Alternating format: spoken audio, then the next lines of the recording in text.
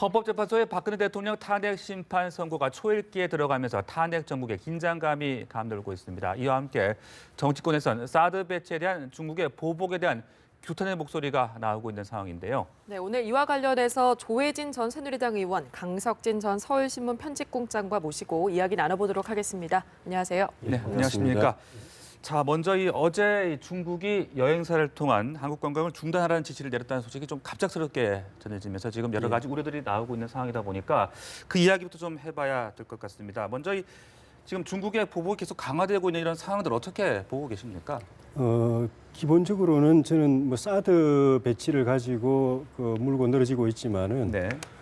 그거보다는 중국이 이 커진 힘을 배경으로 하고 또 한국 내의 이 불안정한 정정 상황, 전국 상황, 그리고 대선 국면, 정권 교체 가능성 이런 걸 보면서 한미 동맹을 좀 이완시켜 놓고 대한민국과 차기 정부를 중국 쪽에 좀 가까이 끌고 가려고 하는 그런 의도가 있는 것 아닌가 싶습니다. 우리가 알고 있지만 사드가 중국 내부를 레이더로 탐지할 수 있는 것은 극히 제한적이고 네. 미국이 운영하고 있는 SBX 같은 경우에는 해상 레이더인데 그거는 사드보다도 10배 이상 중국 내부를 이미 다 들여다보고 있는데도 그걸 우리 사드를 문제 삼고 있는 건 사드 자체가 문제가 아니고 네. 이번 기회에 한국이 미국 말 듣지 말고 중국 말 들으라 하는 걸 네. 그걸 굴욕을 강요하고 이게 선례가 되고 나면 그때부터는 계속 그 한미 동맹은 약화시키거나 끊는 쪽으로 가고 중국과 같이 가까워지는 대한민국을 만들겠다는 그 시도라고 보여지고 네.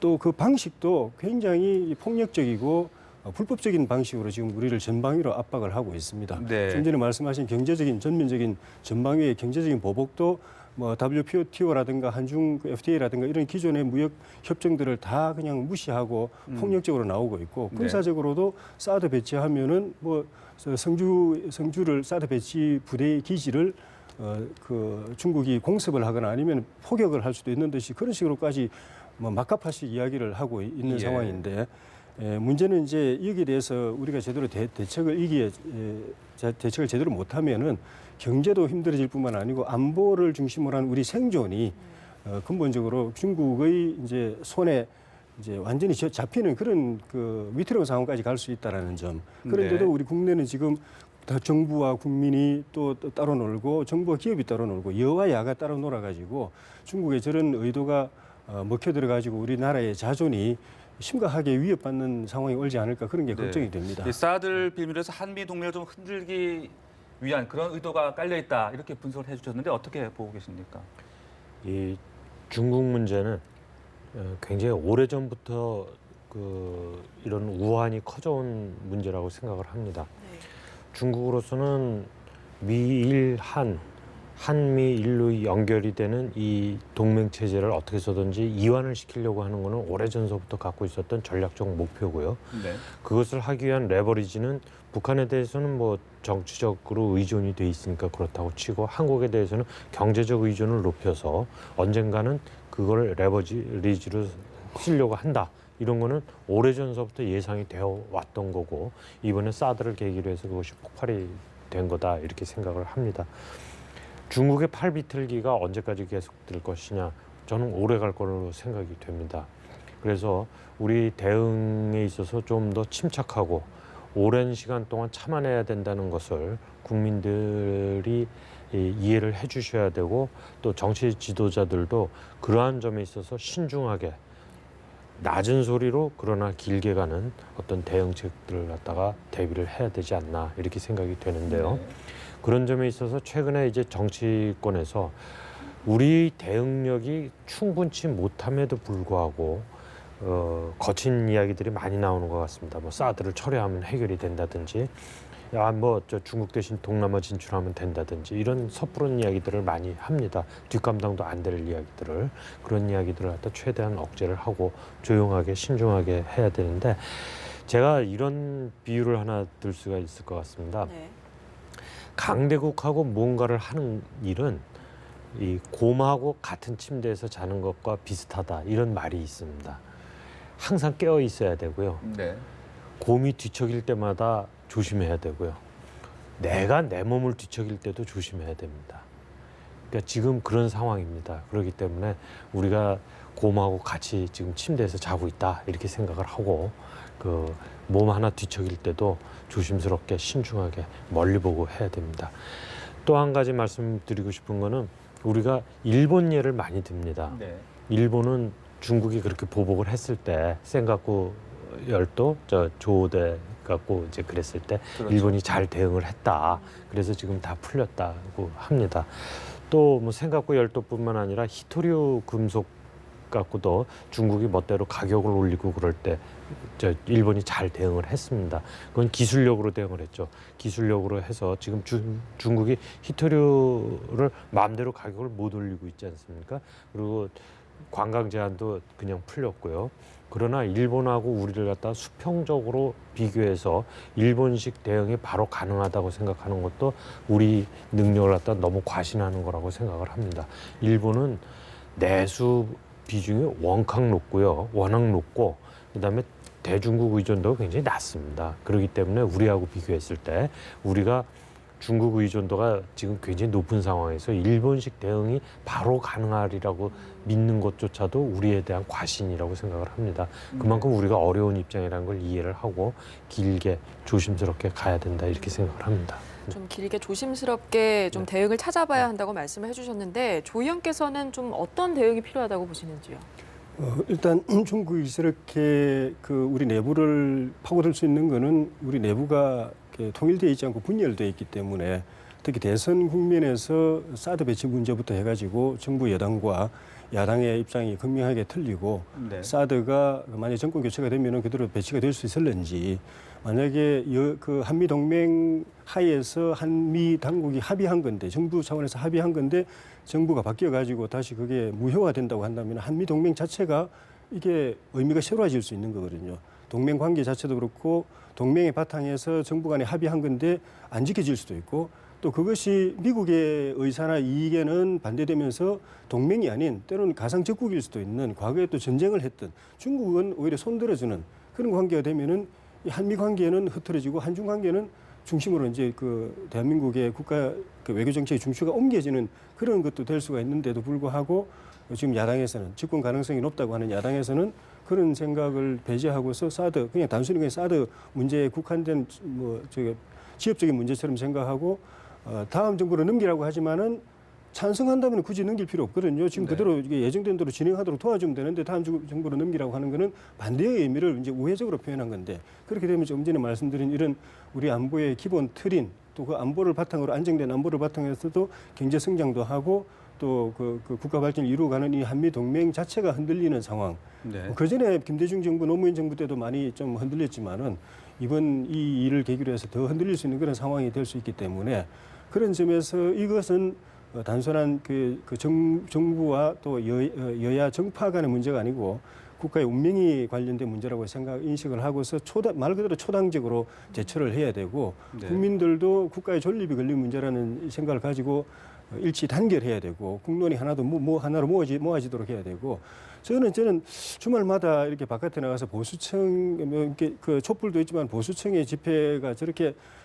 그냥 극단적인 그 은행으로까지 치닫는 저런 행태가 굳이 왜 그런 에너지가 그런 쪽으로만 표출이 될까? 그 부분에 있어 가지고는 그쪽에 모인 분들이 가장 걱정하고 또 가장 또 그 앞장서서 대변해 왔던 것들이 이런 이제 안보, 또 한미 동맹 이런 것인데 성조기까지 남의 나라 국기까지 가지고 나와서 펼치는 분들이 이런 문제에 대해서 왜 그만한 절박한 목소리를 안 내고 국민의 뜻을 하나로 모으는 역할이 없는지 네. 그게 참 아쉬운 생각이 듭니다. 그렇습니다. 그리고 네. 정부도 마찬가지로 지금 대통령이 탄핵 상황이라서 공백이 크지만은 황교안 대행이 제대로 역할을 해줘야 되는데 그 역할을 제대로 못하는 것 같고 유일호 부총리도 어제 정부가 대응할 거 있으면 대응하겠다고 그랬는데 대응할 네. 게 지금 산적해 있습니다. 외교부 쪽에 또 군사 쪽에 안보 군사 쪽에 그리고 경제 쪽에 대응할 게 산적해 있는데도 지금 제대로 대응 못하고 있는 이런 현실을 정부도 정신 바짝 차리고 네. 제대로 대응을 해줘야 될 것 같습니다. 네, 말씀하신 대로 중국이 뭐 여러 차례 뭐 경고성 그런 뭐 발언들도 있었는데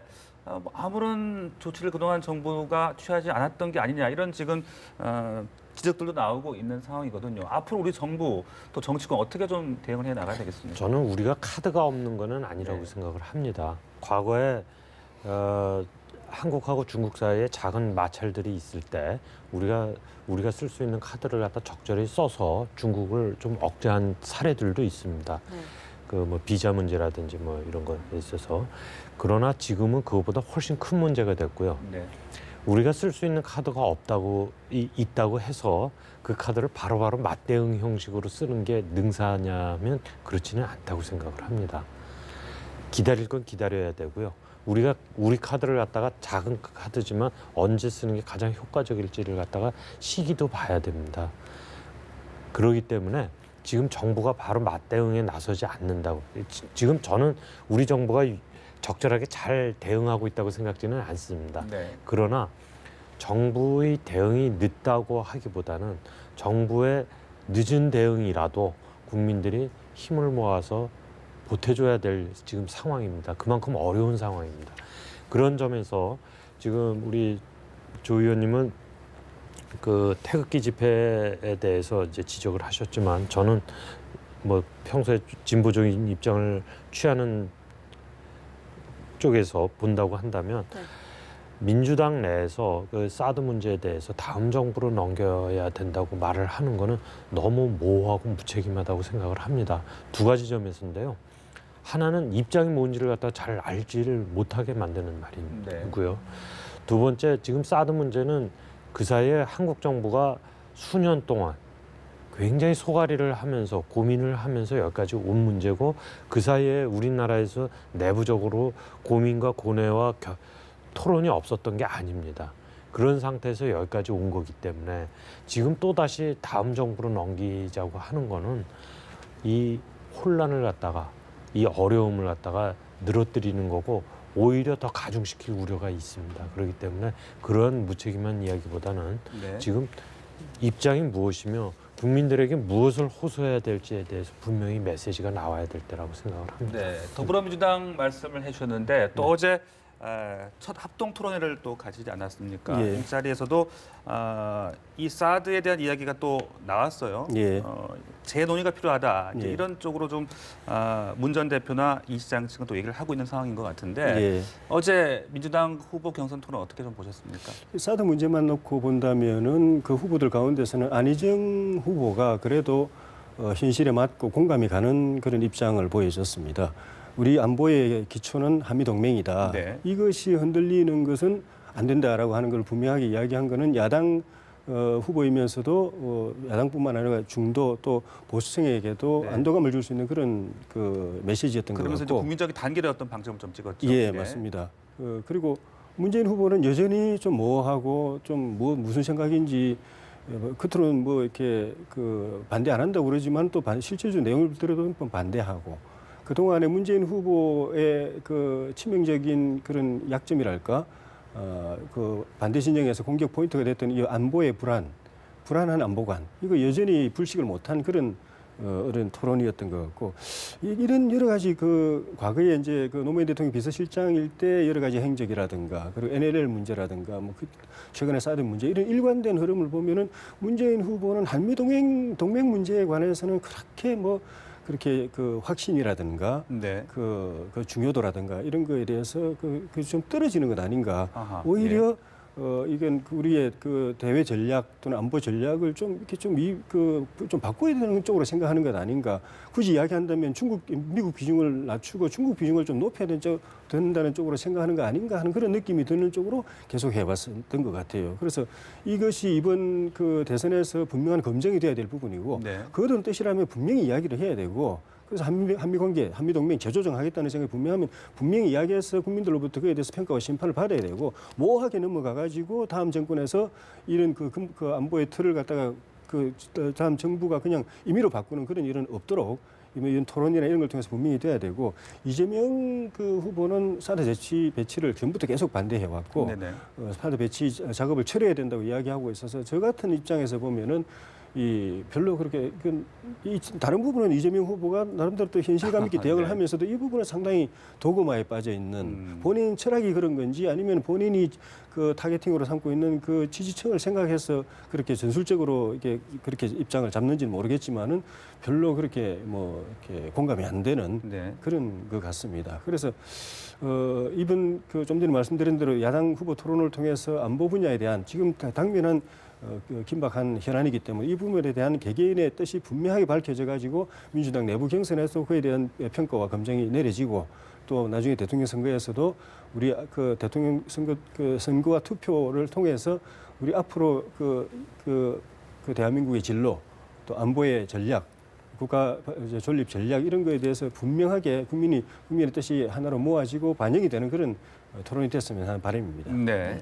민주당 대선 주자들 합동 토론회가 총 10번 치러지기 때문에 이제 어제 토론회를 비롯해서 9번, 남은 9번의 토론회가 경선판도에 좀 중요한 변수로 작용할 것 같은데 지금 문재인 전 대표가 지지율 선두잖아요. 네. 이 대세론을 좀 굳힐 수 있을 것으로 보이십니까? 저는 어저께 토론회를 이제 뭐 바로 라디오로 듣지는 않고 나중에 SNS로 이렇게 좀 들었습니다만은 한 가지 대연정하고 법인세에 대해서 치열한 공방이 오고 간 점 평가할 만하기는 합니다만 조금 아쉬움이 남는 거는 첫 번째로 지금 이 대선이 이렇게 일찍 치러지게 된 거는 최순실 게이트 때문이고요. 네. 최순실 게이트 때 국민들이 정말 이게 나라냐라고 말을 하면서 분노를 하지 않았습니까? 그건 보다 총체적인 국가 개조, 개혁이 필요하다라는 이야기라고 저는 생각을 합니다. 그래서 대통령 그 권한을 어떻게 할 것이며 우리 정부 시스템은 어떻게 가져갈 것이고 선거제도는 국민 표심하고 선거 결과가 너무 괴리가 크기 때문에 매번 문제가 되고 있었는데 그걸 조금 어떻게 근접시킬 것이냐. 검찰공화국, 재벌공화국이라고 그러는데 그건 어떻게 우리가 좀 개혁을 할 것이냐. 이런 국가적 과제들이 굉장히 큰 과제들이 있었는데 그런 데 대해서 좀 어저께 토론회에서 이야기가 좀 미흡했던 거 아닌가 그런 생각이 이제 들고요. 그리고 이제 추격자들이 크게 히트를 치지는 못했다. 뭐 열심히 공격은 했지만 이렇게 생각을 합니다. 그래서 그 앞으로 이런 식으로 토론회가 계속이 되면 문재인 후보의 그 대세론이 이렇게 엎어질 것 같은 생각은 안 들고요. 그리고 일반적으로 말을 했을 때 정치학에서 이제 하는 말이 연구에 따르면 토론회를 해보면 첫 번째 토론은 선택에 영향을 준다고 그럽니다. 네. 두 번째, 세 번째 토론을 가면 선택을 강화하는데 그 토론회가 역할을 한다는 거죠. 그러니까 첫 번째 토론회가 그만큼 중요하다라고 이제 보통 이야기를 하는데 어저께 라디오 토론회였고 TV 토론이 아니었기 때문에 선택에 그만큼 영향을 주었을지는 잘 알기는 어렵지만 앞으로 있을 한두 번 정도의 TV 토론회는 영향을 미칠 것이지만 10번을 한다고 해서 이게 뒤집어질 것 같지는 않습니다. 그래서 저는 어저께처럼 토론회가 그냥 이루어진다고 한다면 대세론이 뒤집힐 것 같지는 않고요. 만약에 두 번째, 세 번째 토론에서 안희정 지사나 이재명 시장이 이대로는 안 되겠다. 그래서 뭐 굉장히 강한 카드를 들고 나온다면 또 파급 효과가 있을지 모르겠습니다. 네, 그렇습니다.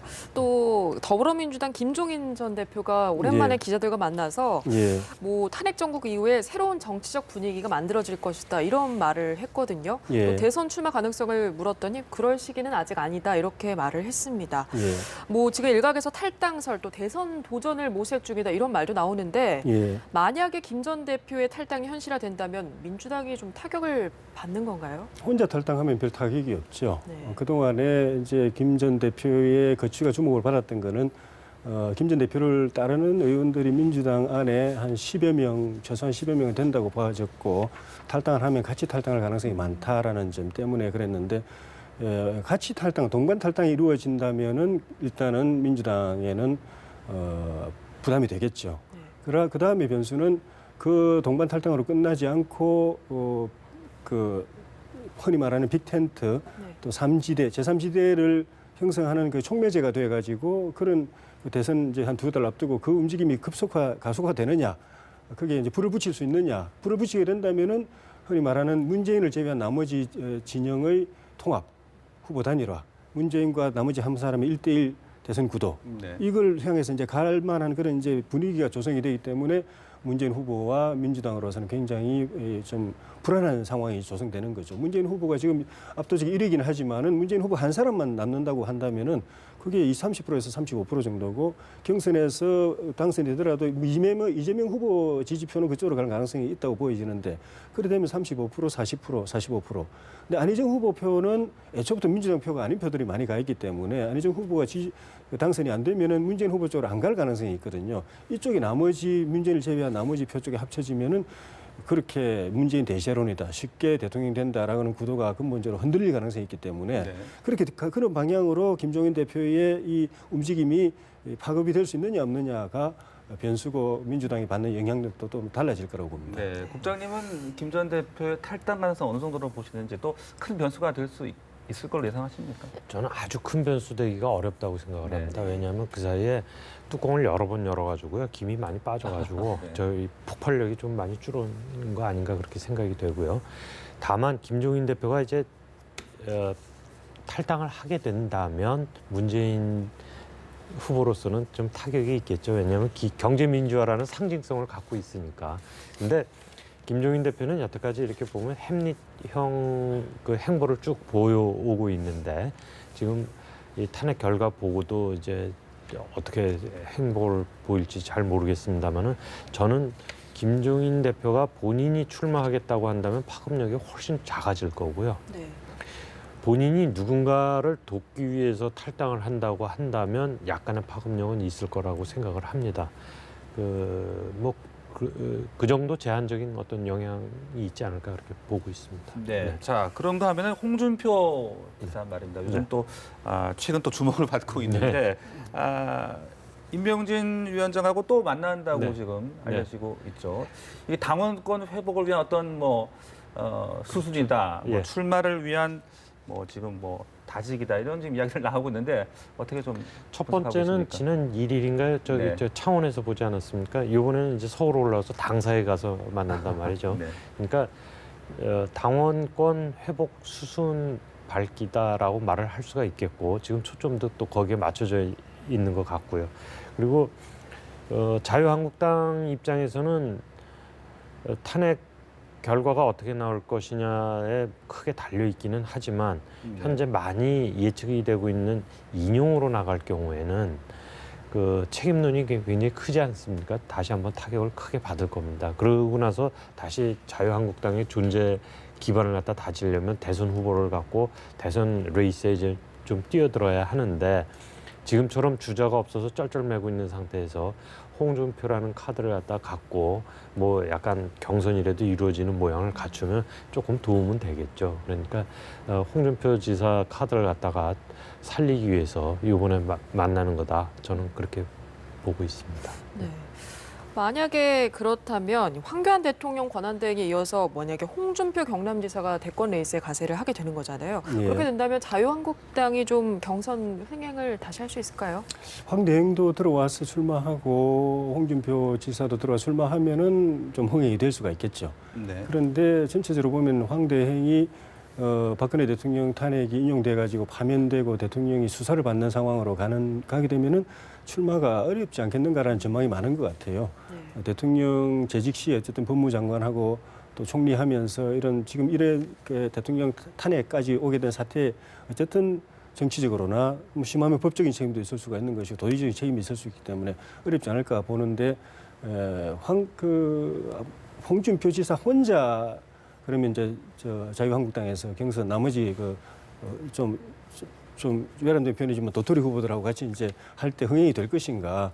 그거는 별로 그렇게 크게 기대할 만은 같지는 않고. 네. 근데 홍 지사 본인도 여론조사 지금 이제 그 여러 가지 좀 주목을 끌만한 그런 여론을 자극하는 또 보수층을 자극하는 문재인 반대 세력을 자극하는 이제 메시지를 던져서 여론을 오르는 것을 보다가 어느 정도 해볼만 하다 싶으면은 탄핵 결정 이후에 이제 들어와서 할 가능성이 많아서 아직까지는 본인은 하고 싶은 생각이 있지만은 네네. 좀 유동적인 상황이라고 봐야 될 것 같습니다. 네, 알겠습니다. 지금까지 전국 상황 조혜진 전 새누리당 의원 그리고 강석진 전 서울신문 편집국장과 함께 자세하게 이야기 나눠봤습니다. 말씀 고맙습니다. 감사합니다.